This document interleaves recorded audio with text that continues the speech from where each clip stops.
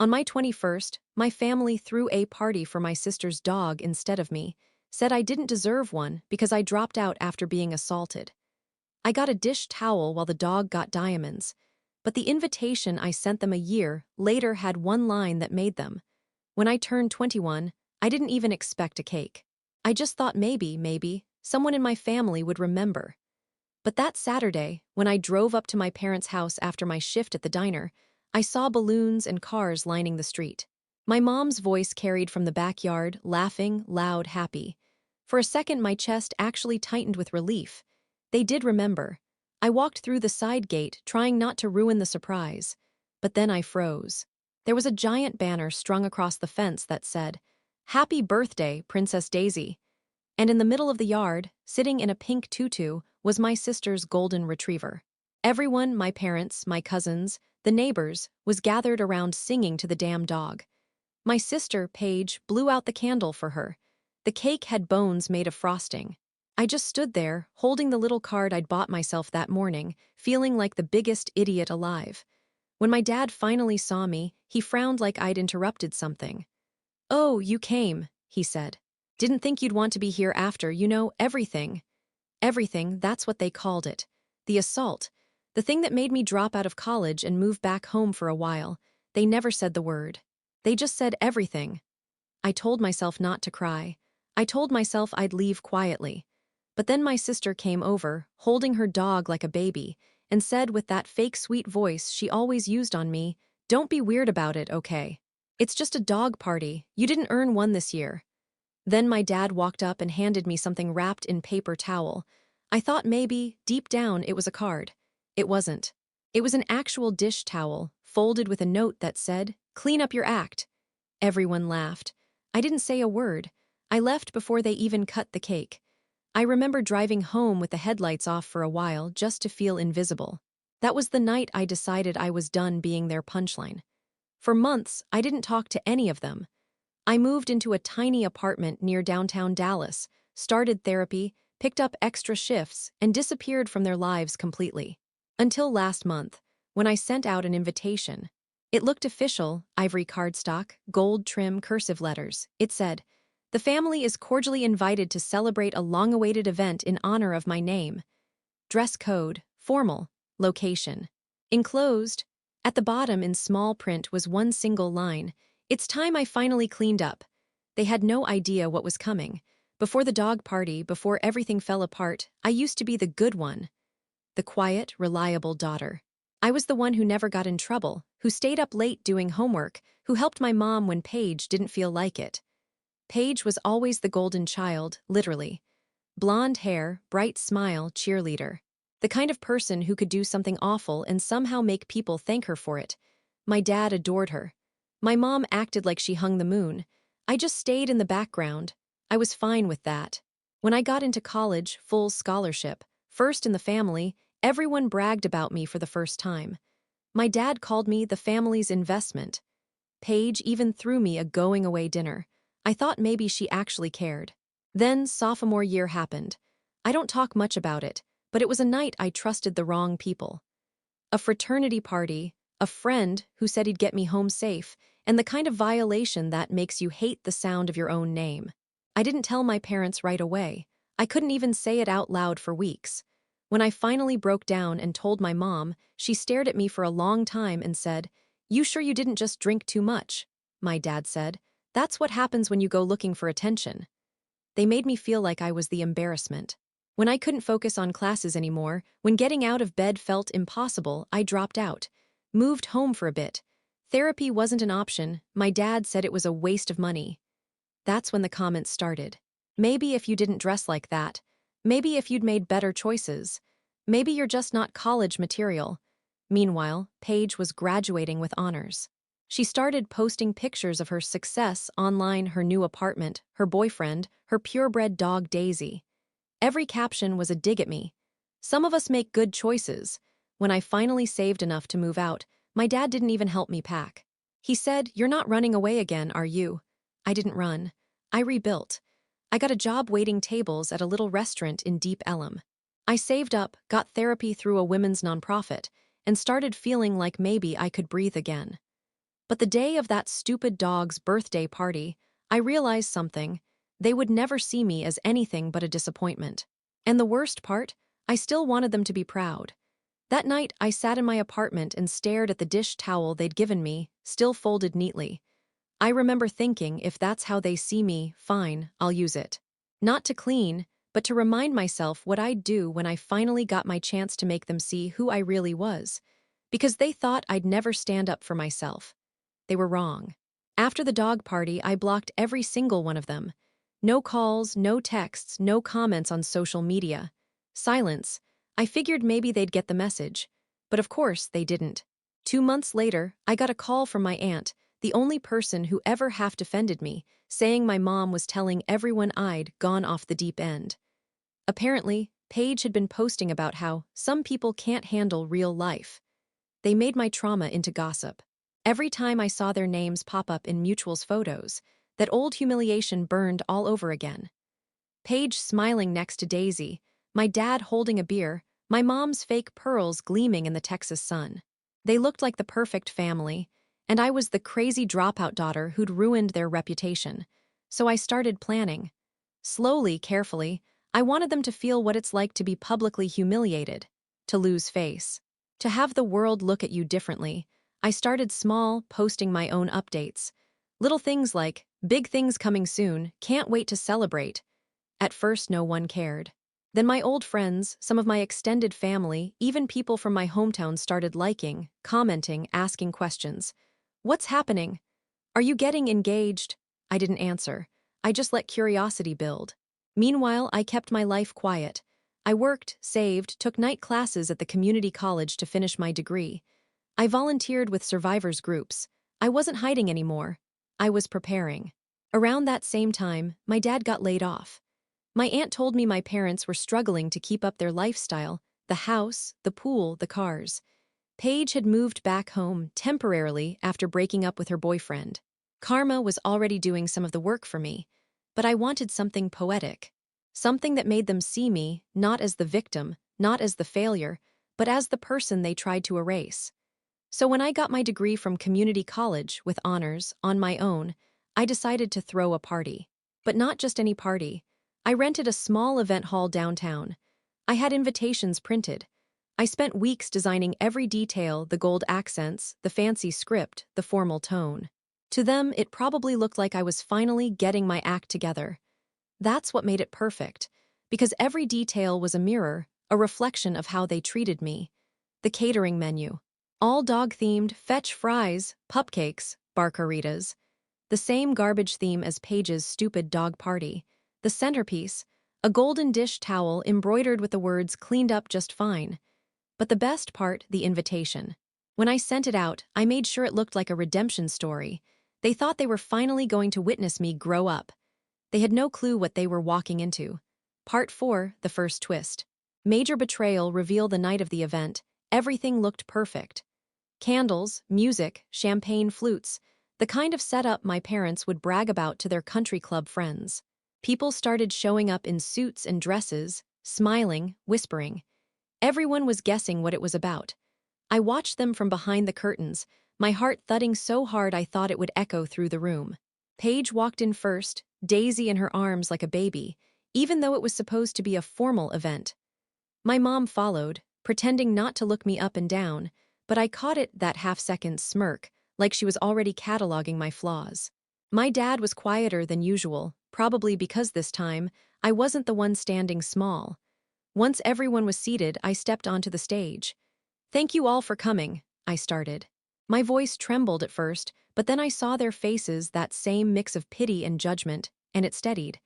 "Tonight's about celebration, about cleaning up what was once a mess." There were polite laughs. My dad nodded approvingly. "And to my family," I continued, "thank you for teaching me what it means to be strong, even when it hurt." Paige rolled her eyes. My mom adjusted her pearls. Then I smiled and said, "Before we start dinner, I have a short video to share. A highlight reel of the past few years." The lights dimmed. The projector flickered to life. At first, it looked like a normal slideshow, me graduating, working, volunteering. But then the photos shifted. Screenshots of text messages, ones from my mom. "She just needs to get over it." We can't have her drama ruining Paige's engagement party. One's from my dad. She embarrassed us enough. Maybe she should just stay away. And then Paige's. At least Daisy didn't drop out. LMAO, she still thinks it was an assault. She was drunk and desperate. The room went dead silent. Paige's jaw dropped. My mom's face turned white. My dad stood up barking, "Turn that off right now." But it kept playing, their words, their laughter, their cruelty. Then the final image came up, a close-up of that dish towel, the note still attached. And underneath, I'd written in big bold letters, "This is how they celebrated my 21st. Gasps filled the room. A few people got up and left. My aunt started crying. My dad lunged toward the stage, but one of the staff blocked him. I took the mic back and said, calm as stone, "This is what I had to clean up your mess. Your lies, your shame, not mine." Then I raised my glass. "Here's to finally washing you off." They didn't stay for dinner. None of them did. Paige stormed out crying, my mom trailing behind, and my dad shot me a look that was pure hatred. I thought that was the end, that I'd finally burned the bridge and walked away clean. But a week later, I got an envelope in the mail, no return address, just my name in my father's handwriting. Inside was a check, and a note that said, "Now we're even." Only, the check wasn't from my dad's account, it was from mine. At first, I thought it had to be a mistake. The check was drawn directly from my account, same number, same signature, everything. Only it wasn't my signature. It was an imitation and a damn good one. I logged into my bank app. My balance had dropped by $5,000, my rent money, my tuition for next semester. Gone. I called the bank immediately. They said the check had been deposited electronically, into an account under my father's name. I couldn't even breathe. I just sat there, listening to the hold music, my fingers shaking. When the fraud department finally called back, they told me the signature matched the ones they had on file, meaning someone had physically accessed one of my checks. And that's when I remembered. The night of the party, I'd left my bag in the green room behind the stage, the one only family and staff had access to. Paige had been back there, grabbing her phone charger. Of course, they hadn't just been humiliated, they wanted payback. So I called the bank again, filed a police report, and requested a full investigation. I knew it'd take weeks, maybe months. But I wasn't just going to let it slide. Because if they thought taking my money was revenge, they didn't understand how patient I'd learned to be. I spent nights going through everything I had on them, texts, photos, financial records, the old insurance paperwork I'd kept from when I lived at home. My dad always bragged about how tight he was with money, but I remembered things, shady deductions, fake business write-offs, tax forms that never quite added up. And then I found something big. When I'd moved out years ago, I'd left behind a box of old documents in the garage. I'd asked my mom to keep them safe. Apparently, she didn't throw them out, she'd stuffed them into a storage locker and forgotten. The rental company had emailed me months earlier about the lease being under my name. So I went there. The box was still there, but it wasn't just mine anymore. It was stacked with folders, labeled with things like P. Jenkins Consulting and client receipts. My dad's handwriting, my mom's signature on a few, except my dad wasn't consulting. He was still technically unemployed. I took pictures of everything. Dozens of invoices with inflated charges, fake company names, tax evasion plain as day. It wasn't just petty revenge anymore, it was criminal. I started putting the pieces together, organizing the files, double-checking the paper trail. It was enough to bury them if I wanted. But I didn't want to go straight to the police yet. Not before they felt exactly what I had: humiliation, disbelief, fear. So I came up with a plan. I'd make them think someone else was blackmailing them, someone who knew everything. I created a new email account, sent one message to my father's work contact.